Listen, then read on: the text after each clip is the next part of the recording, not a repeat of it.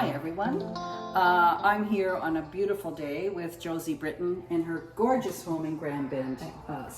Josy, thank you ever so much for inviting me into what feels like a really special world here.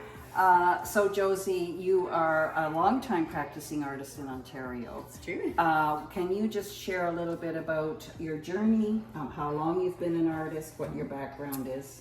I graduated from the University of Waterloo with a honors BA in art, and that was 1979, and I just did watercolors for many years, and then I had whiplash, and so I couldn't look down. And a watercolor, you have to look down because it's slightly tilted to control the water. So for a year of my life, I couldn't look down.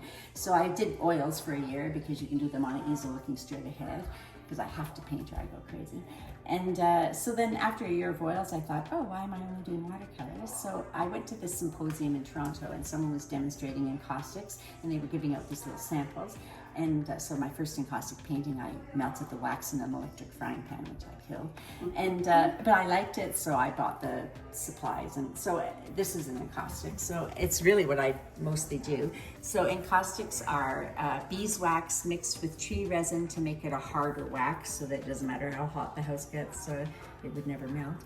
And you make layers, so it's also pigment, and you build up layers, and to fuse the layers together you can use a blowtorch or an iron, but I use a heat gun. And so if you hold it too long, it becomes a puddle. So you have to just hold it till it glows and the wax moves slightly, and then it's fused together and permanent. But you can build up quite rich textures. Yes. Like one of the paintings, I've done some where the bark, you can put your hands around it, so you can go as deep as you like. So I love that. I love it for all kinds of reasons. I like the textures, and I like And this is, absolutely phenomenal. What is your relationship with trees, other than you're in such a beautiful environment with lots of trees around? My favorite holiday is still camping or going on canoe trips. Our family growing up camped every weekend of the summer, and we camped in the Pinery the last 2 weeks of July every year because that was my dad's holidays. So I think I fell in love with trees at a young age. And then my canoeing, when you portage with a canoe over your head, you can't really see. And so at the end of the portage, you take off the canoe and you want to look up.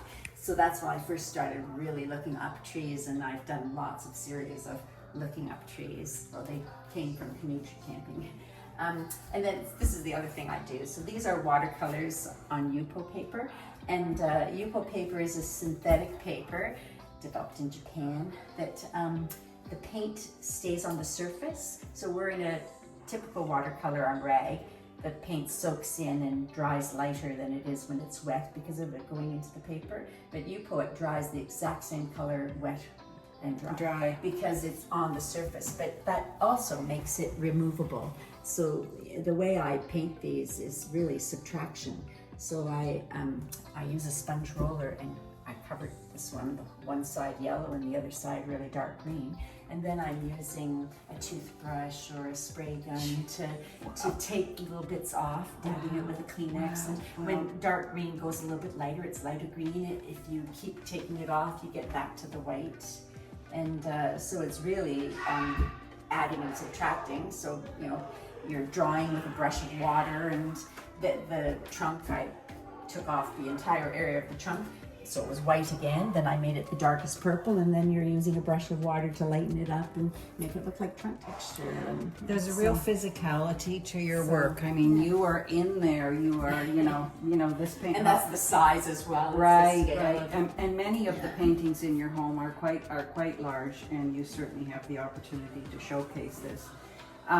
You are represented by Robert's Gallery in Toronto, and you have been for a long time?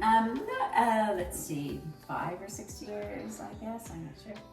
That's awesome. I have a solo show there every 2 years, and then I'm part of their Artist Choice show every year, and they have a booth at Art Toronto every year, and I've had paintings there This is the 5th year that I've had a painting in their show. So for those of you that are going to Art Ontario, Or Art Toronto. Art Toronto, I'm sorry. Yeah, it's October 23rd. 23rd to 26th. Yeah. Perhaps they can stop into Yeah, Robert's at the Robert's Gallery. Gallery booth. I have 9 little paintings there. Right. Anyway, it's been a tremendous opportunity, Josy, to spend a little bit of time with you in this space. It's absolutely strikingly gorgeous. I can't think of adjectives to talk about your work any more than it's just magnificent and wonderful. So thank you for being spontaneous today and Thanks for for coming. sharing a little bit of time with me. My pleasure. Thank you so much.